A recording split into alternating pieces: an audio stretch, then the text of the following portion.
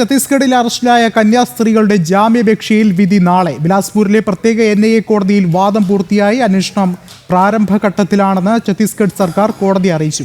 കൂടുതൽ വിവരങ്ങളുമായി ശ്രീകാന്ത് ചേരുന്നുണ്ട്. ശ്രീകാന്ത്, എന്താണ് നിലവിലെ സാഹചര്യം?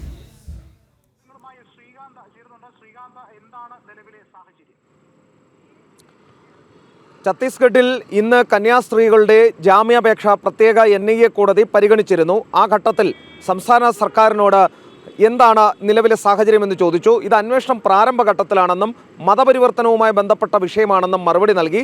മാത്രമല്ല, തുടർച്ചയായി ഇവർ ഈ മതപരിവർത്തന പ്രവർത്തനങ്ങളിൽ ഏർപ്പെടുന്ന വ്യക്തികൾ കൂടിയാണ് എന്നും സംസ്ഥാന സർക്കാർ കോടതിയെ അറിയിച്ചിട്ടുമുണ്ട്. ശേഷം കോടതി ഇതുമായി ബന്ധപ്പെട്ട വിവരങ്ങൾ, വിശദാംശങ്ങളൊക്കെ തന്നെ പരിശോധിച്ചു. ഇത് മതപരിവർത്തനവുമായി ബന്ധപ്പെട്ട് പ്രതിഭാഗം പറഞ്ഞത് നേരത്തെ ഏതാണ്ട് ഒരു 5 വർഷത്തോളമായ കുടുംബങ്ങളൊന്നാകെ മതം മാറിയവരാണ്. അതിനാൽ മതപരിവർത്തനം എന്ന വകുപ്പ് നിലനിൽക്കില്ല. സ്വന്തം ഇഷ്ടപ്രകാരം പ്രായപൂർത്തിയായ ആളുകൾ പോയതാണ്. അതിനാൽ അത് ഹ്യൂമൻ ട്രാഫിക്കിംഗ് ആകില്ല എന്ന് പ്രതിഭാഗവും പറഞ്ഞു. കോടതിയാണ് തീരുമാനമെടുക്കേണ്ടത്.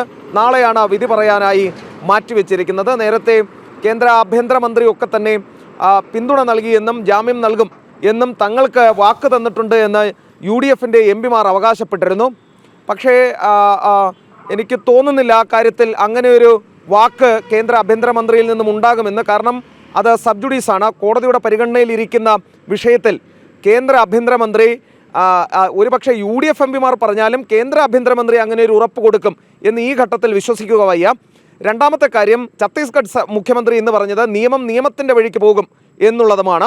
കാരണം അവിടുത്തെ ആദിമ ജനത, ആദിവാസി വിഭാഗം ഈ മതപരിവർത്തനം കൊണ്ട് പൊറുതിമുട്ടിയിരിക്കുകയാണ്. BJP അവിടെ അധികാരത്തിൽ വന്നത് തന്നെ ഈ മതപരിവർത്തന മാഫിയയെ അമർച്ച ചെയ്യുമെന്ന് പറഞ്ഞിട്ടാണ്. ആ വാക്ക് ഛത്തീസ്ഗഡ് ജനതയ്ക്ക് കൊടുത്തത് സാക്ഷാൽ കേന്ദ്ര ആഭ്യന്തരമന്ത്രി അമിത്ഷായുമാണ്. അതിനാൽ തന്നെ ഈ ഏതെങ്കിലും തരത്തിലുള്ള വിട്ടുവീഴ്ച ഈ കേസിൽ ഉണ്ടാകുമോ എന്നുള്ളത്, ഉണ്ടായിട്ടുണ്ടോ എന്നുള്ളതിൻ്റെയും ഔട്ട്കം അറിയാനുള്ളത് നാളെയാണ്. നാളെ ഈ കേസിൽ വിധി പറയും. ഇനി ജാമ്യം കിട്ടിയില്ലെങ്കിൽ ഹൈക്കോടതി മാത്രമാണ് ഇവരുടെ മുന്നിലുള്ള പോംവഴി.